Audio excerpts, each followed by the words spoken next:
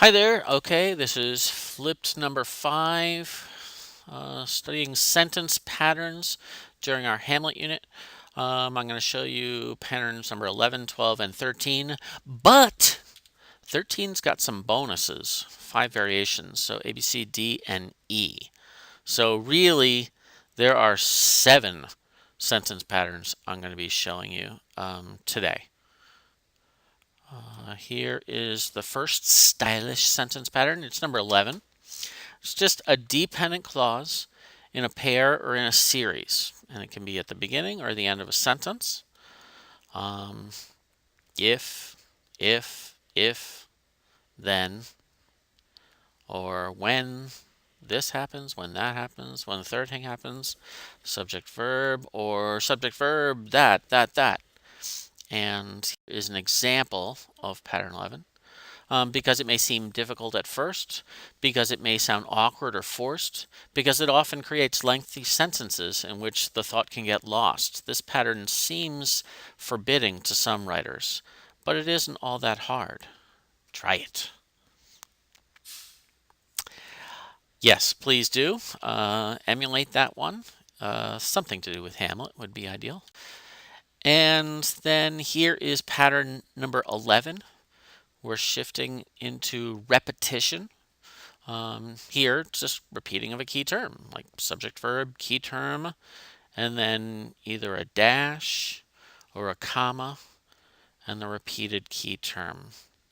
So, for example, Hamlet inhabits a mysterious world, the inner world, the world of the mind.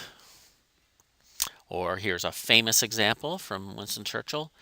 Victory at all costs, victory in spite of all terror, victory however long and hard the road may be, for without victory there is no survival. The key term in that sentence was victory. So pattern number 13 is a variation. It's repeating the same word in parallel structure, and that can be in different positions of a sentence. And those last ones, we were mostly dealing with, what do we deal with? The inner world, like a noun. So 13a is effective adjectives or adverbs. For example, that South Pacific island is an isolated community, isolated from the values of the West, isolated from the heritage of the East. It is isolated. Get it? Uh, B is repetition of preposition. And that can be, in, on, of, over, under. Here I've got one with against, another prepositions. All revolutionists are negative. They are against things, against the values of the present, and against the traditions of the past, against materialism and against mysticism, against taxation and representation and legislation. There, the key term was against, which revolutionists are. And then you can repeat the same noun or object of different prepositions. So this is really the same one as the first. So this government is of the people, by the people, and for the people. Who said that? Honest Abe. D, repeat the same modifying word. Phrases that begin with different prepositions.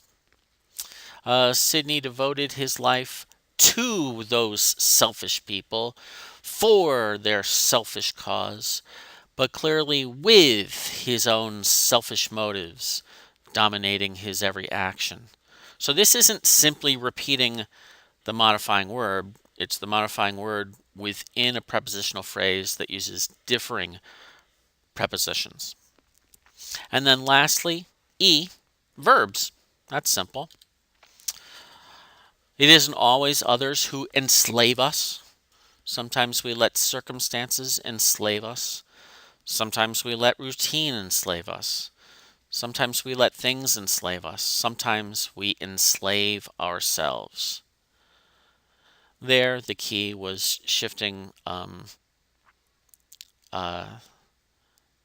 enslave into the active verb slot, the main verb of that last clause, as opposed from a subordinate verb.